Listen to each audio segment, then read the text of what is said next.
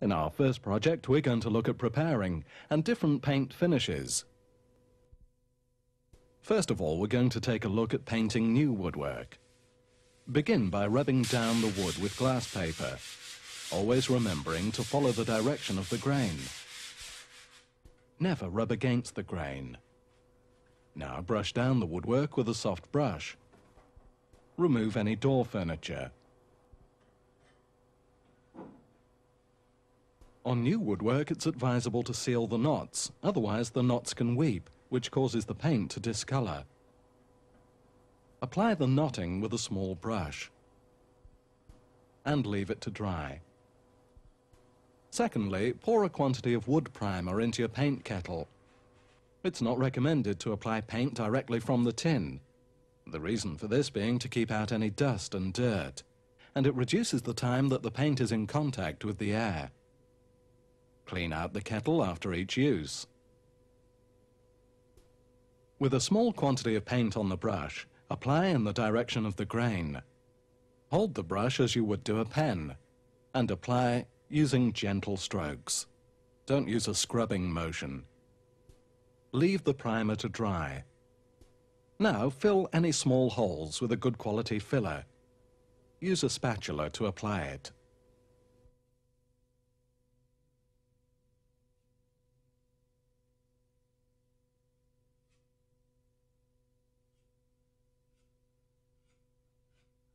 Lightly rub down with a fine grade of glass paper, again following the direction of the grain.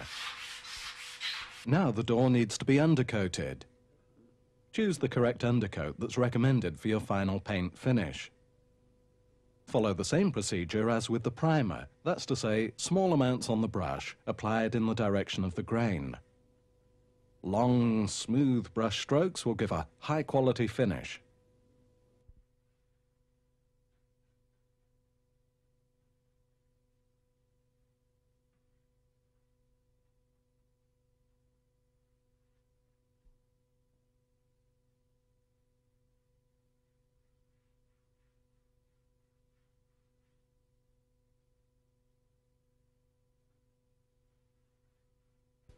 Cutting in around glass can be achieved with the edge of your brush. Note the technique.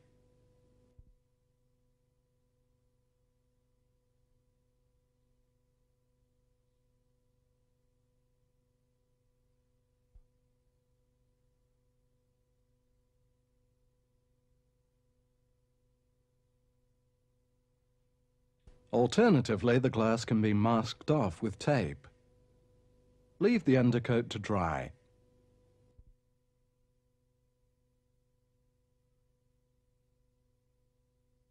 Lightly rub down as before.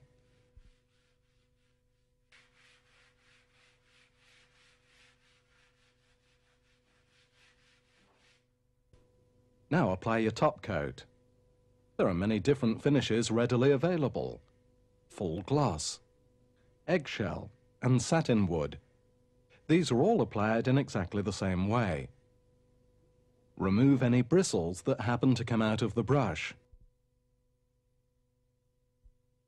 This is more likely to happen with new brushes.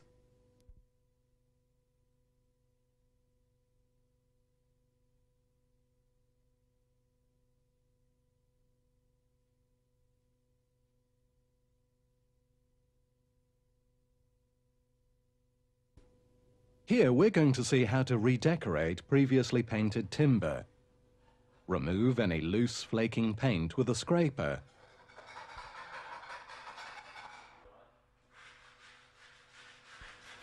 Sand down with a coarse-grained glass paper. By removing your sanding block, you'll be able to get well into any intricate moulding. Brush the paintwork and the floor down to stop your brush picking up any dust when painting. To remove any grease buildup, it's recommended to clean off the paintwork with a good quality degreaser and cleanser. Here we're using a powder form which needs to be mixed with water. Follow the maker's instructions. Brush the solution onto the paintwork, then wipe it down with a damp cloth.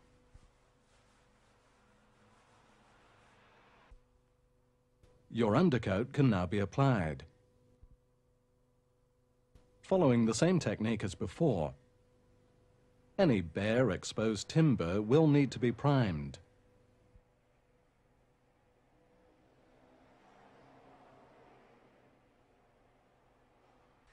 After this is dried, lightly sand it down with a fine glass paper and finish off with your chosen top coat, as before.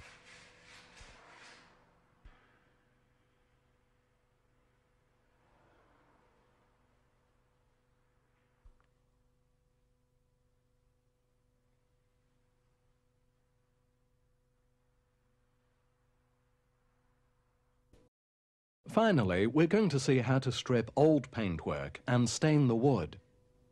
If you're going to use a hot air gun, wear protective eyewear and gloves. Heat the paint until it begins to bubble, taking care not to overheat it and scorch the wood. Follow along with a scraper, removing the paint. Now, this process may require some practice.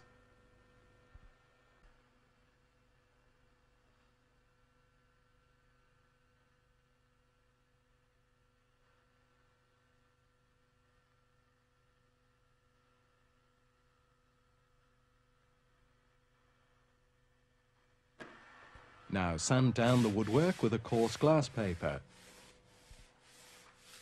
Remember to follow the direction of the grain. Now brush off any dust.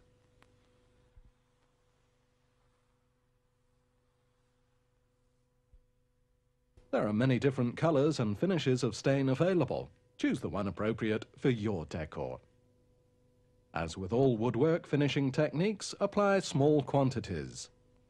Spread evenly, following the grain.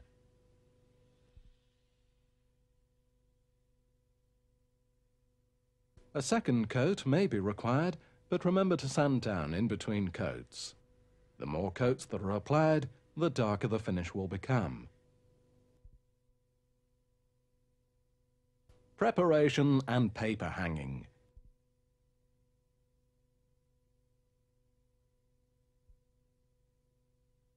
Remove your old wall covering. You never want to paper on top of old wall covering. Score any remaining paper with your scraper and apply a liberal amount of water.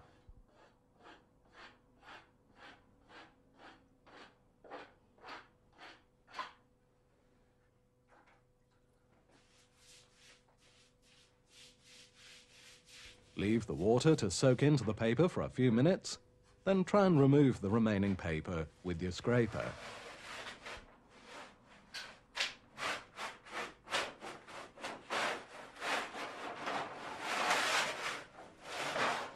When you choose your wall and ceiling paper, check with the stockist what any symbols mean. They explain to you pattern repeats, color shading, and so on. Cut a piece of paper off the roll to length, allowing approximately 100 to 150 millimeters extra. Using a paste table, paste the paper, making sure that all the edges are covered. Try to avoid getting any paste onto the table. Fold the pasted faces together. This allows for easy manageability for longer pieces.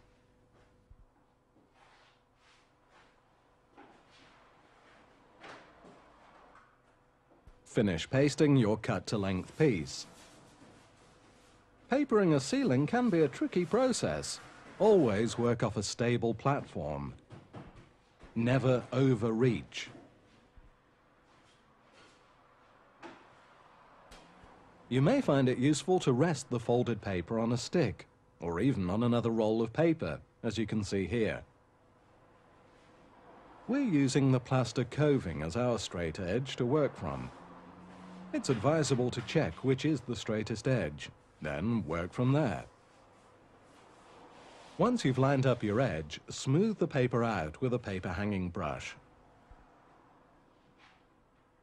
Make sure that all the bubbles and creases are carefully smoothed out.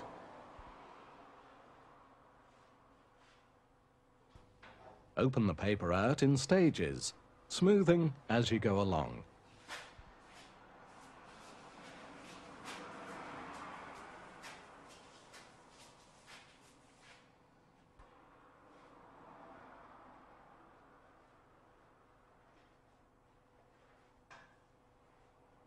Repeat across the width of the room.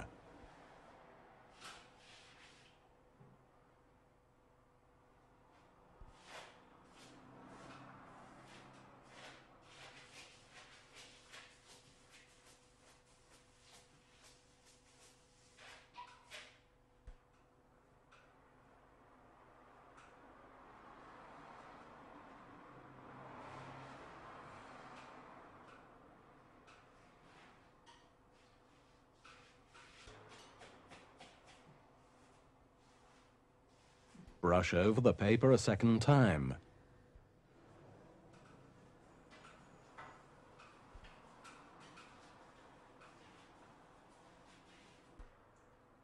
Mark any edges with a pair of scissors. Pull the paper away and cut.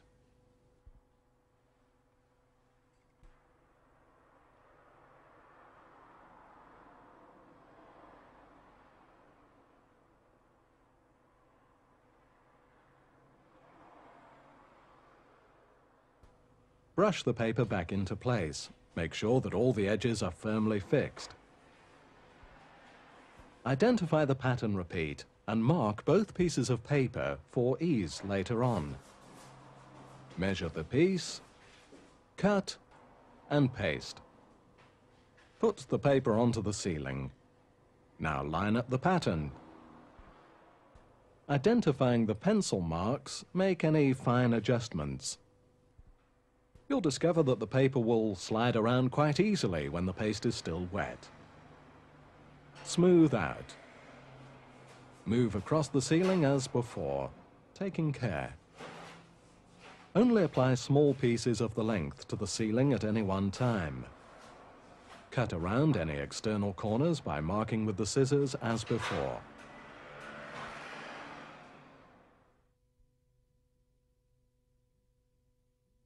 When the ceiling is finished, if you've used a paper that needs emulsioning, we recommend the use of a roller.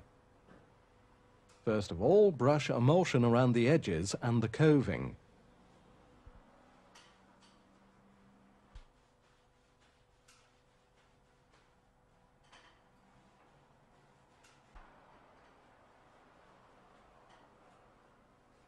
When using a tray and roller, it's important to get an even covering of paint onto the roller. Pull small amounts of paint onto the grid, turning the roller as we've demonstrated here. It's worth mentioning that various roller pile thicknesses are available, depending on the density of the textured surface to be covered. The secret of a good roller technique is a slow, even action, no jerky movements. This avoids any paint splattering and will result in a good overall coating. Always work small block areas at any one time. Newly papered ceilings may require more than one coat.